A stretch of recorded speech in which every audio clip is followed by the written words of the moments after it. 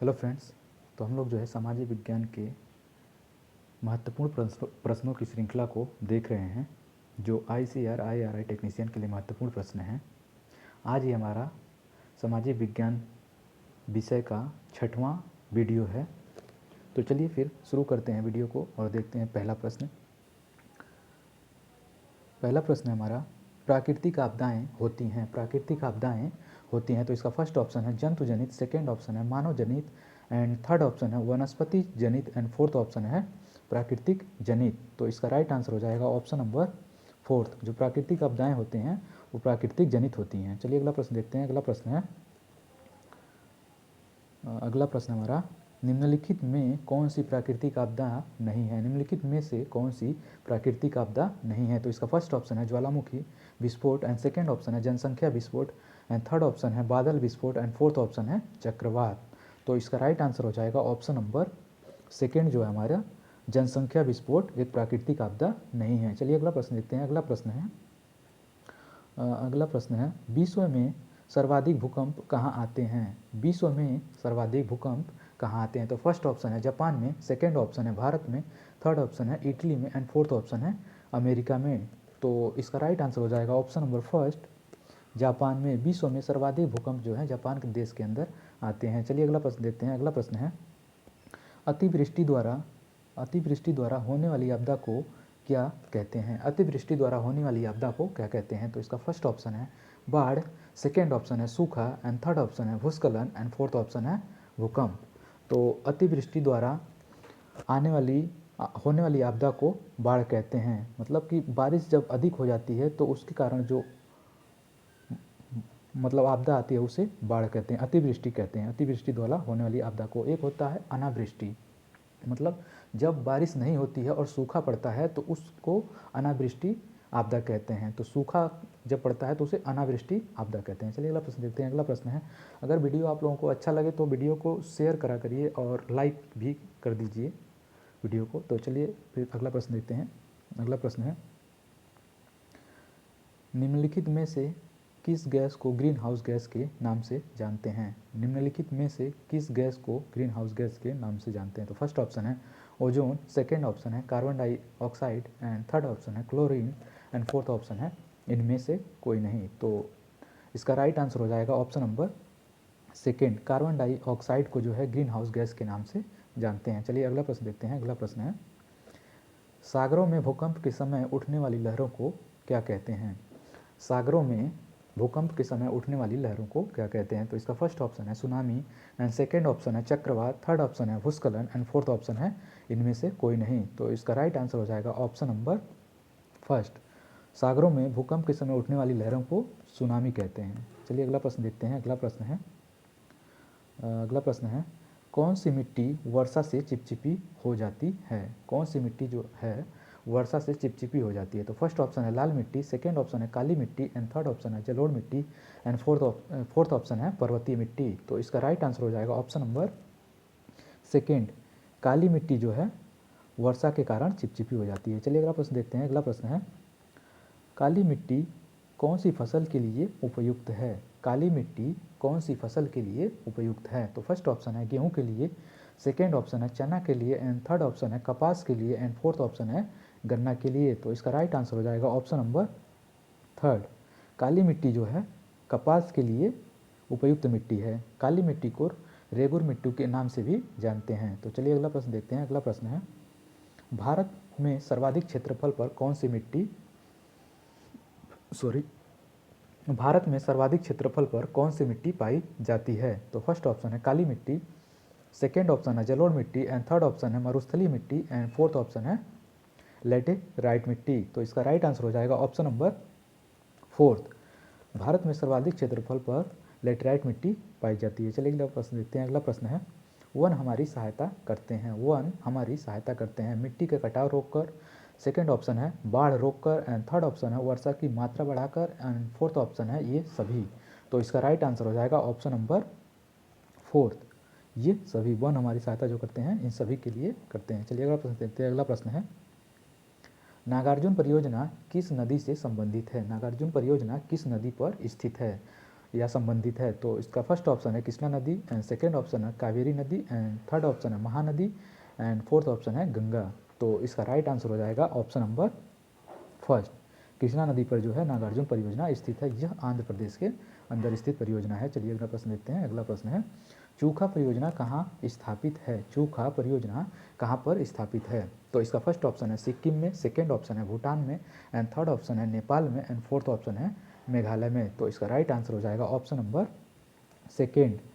चूखा परियोजना जो है भूटान के अंदर भारत के सहयोग से स्थापित एक परियोजना है। चलिए अगला प्रश्न देखते हैं। अगला प्रश्न है टिहरी बांध किस नदी पर बनाया गया है? टिहरी बांध जो है किस नदी पर बनाया गया है? तो इसका फर्स्ट ऑप्शन है रामगंगा, सेकेंड ऑप्शन है भागीरथी एंड थर्ड ऑप्शन है अलकनंदा एंड फोर्थ ऑप्शन है मंदाकिनी। तो इसका राइट आंसर हो जाएगा ऑप्शन नंबर सेकेंड। टिहरी बांध जो है भागीरथी नदी पर बनाया गया है। टिहरी बांध जो है भागीरथी नदी पर बनाया गया है, यह उत्तराखंड के अंदर स्थित है।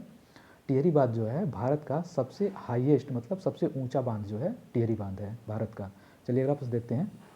अगला प्रश्न है निम्नलिखित में से कौन सा जल सर्वाधिक खारा होता है? निम्नलिखित में से कौन सा जल सर्वाधिक खारा होता है? तो इसका फर्स्ट ऑप्शन है वर्षा का जल, सेकेंड ऑप्शन है भौमिक जल एंड थर्ड ऑप्शन है समुद्री जल एंड फोर्थ ऑप्शन है नदी का जल। तो इसका राइट आंसर हो जाएगा ऑप्शन नंबर थर्ड समुद्री जल। तो सर्वाधिक जो खारा जल है वह होता है समुद्र का जल। चलिए अगला प्रश्न देखते हैं। अगला प्रश्न है ऑपरेशन फ्लड का उद्देश्य है। ऑपरेशन फ्लड का उद्देश्य है तो बाढ़, फर्स्ट ऑप्शन है बाढ़ के पानी से सिंचाई का विस्तार एंड सेकेंड ऑप्शन है नहरों में जल की मात्रा में अतिशय वृद्धि एंड थर्ड ऑप्शन है बाढ़ नियंत्रण एंड फोर्थ ऑप्शन है दुग्ध व्यवसाय का विकास।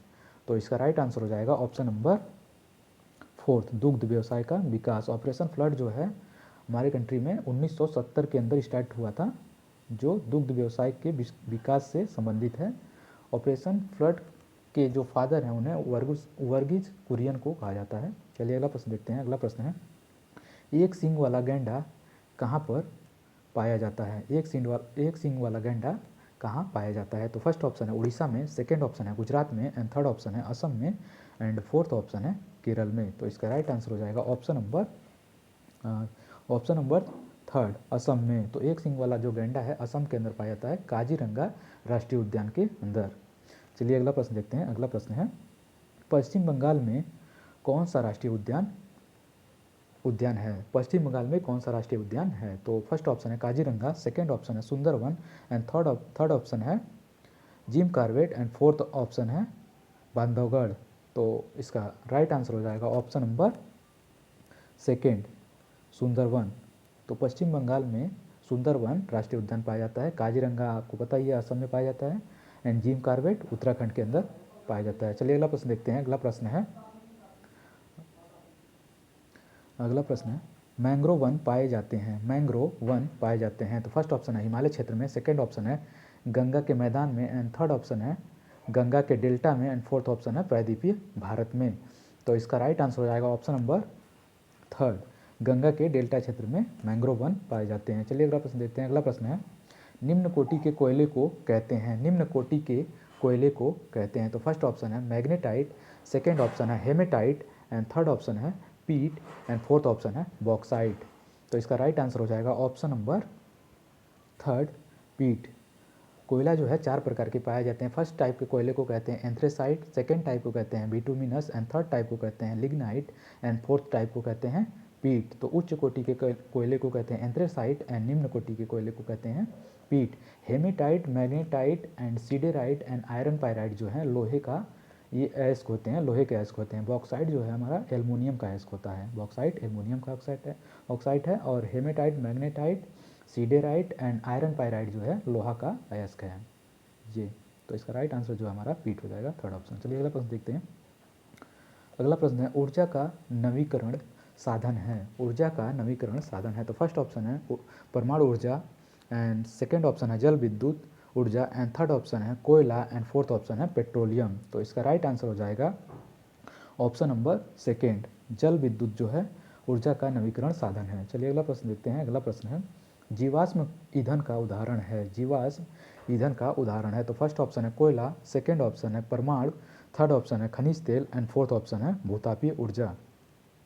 तो इसका राइट आंसर हो जाएगा ऑप्शन नंबर फर्स्ट कोयला जो है जीवाश्म ईंधन का उदाहरण है। चलिए अगला प्रश्न देखते हैं। अगला प्रश्न है, डिगबोई तेल क्षेत्र किस राज्य में स्थित है? डिगबोई तेल क्षेत्र किस राज्य में स्थित है? तो फर्स्ट ऑप्शन है त्रिपुरा में, सेकेंड ऑप्शन है असम में, एंड थर्ड ऑप्शन है अरुणाचल प्रदेश में, एंड फोर्थ ऑप्शन है पश्चिम बंगाल में। तो इसका राइट आंसर हो जाएगा ऑप्शन नंबर सेकेंड, असम में। डिगबोई तेल क्षेत्र जो है असम में स्थित है। यह भारत का पहला तेल क्षेत्र है जिसे 1901 में इसकी स्थापना की गई थी। 1901 के अंदर इसकी स्थापना की गई थी डिगबोई तेल क्षेत्र की। यह भारत का पहला रिफाइनरी है। चलिए अगला प्रश्न देखते हैं। अगला प्रश्न है, तारापुर परमाणु ऊर्जा केंद्र किस राज्य में अवस्थित है? तारापुर ऊर्जा परमाणु केंद्र किस राज्य में अवस्थित है? तो फर्स्ट ऑप्शन है राजस्थान में, सेकेंड ऑप्शन है उत्तर प्रदेश में, एंड थर्ड ऑप्शन है महाराष्ट्र में, एंड फोर्थ ऑप्शन है गुजरात में। तो इसका राइट आंसर हो जाएगा ऑप्शन नंबर थर्ड, महाराष्ट्र में। तो तारापुर परमाणु ऊर्जा केंद्र जो है महाराष्ट्र में स्थित है। इसके अलावा महाराष्ट्र में जैतपुर परमाणु ऊर्जा केंद्र भी स्थित है। राजस्थान में रावतभाटा, एंड उत्तर प्रदेश में नरौरा जो कि बुलंदशहर में स्थित है, गुजरात में काकरापार, और कर्नाटक में कैगा, और तमिलनाडु में कल्पक्कम परमाणु ऊर्जा केंद्र स्थित है। चलिए अगला प्रश्न देखते हैं। अगला प्रश्न है, झरिया प्रसिद्ध है, झरिया प्रसिद्ध है। तो फर्स्ट ऑप्शन है कोयले के लिए, सेकंड ऑप्शन है तांबे के लिए, थर्ड ऑप्शन है बॉक्साइट के लिए, एंड फोर्थ ऑप्शन है लौह अयस्क के लिए। तो इसका राइट आंसर हो जाएगा ऑप्शन नंबर फर्स्ट, कोयला जो है, झरिया जो है कोयले के लिए प्रसिद्ध है। चलिए अगला प्रश्न देखते हैं। अगला प्रश्न है, कोयला किस प्रकार का शक्ति साधन है? कोयला किस प्रकार का शक्ति साधन है? तो फर्स्ट ऑप्शन है गैर परंपरागत, सेकंड ऑप्शन है परंपरागत, एंड थर्ड ऑप्शन है अनस्वर, एंड फोर्थ ऑप्शन है गैर जीवाश्म। तो इसका राइट आंसर हो जाएगा ऑप्शन नंबर फर्स्ट, कोयला जो है गैर परंपरागत ऊर्जा का साधन है। चलिए अगला प्रश्न देखते हैं। तो बस आज के लिए इतना ही। अगर वीडियो अच्छा लगे तो वीडियो को लाइक, शेयर एंड चैनल को सब्सक्राइब करिएगा। Thank you.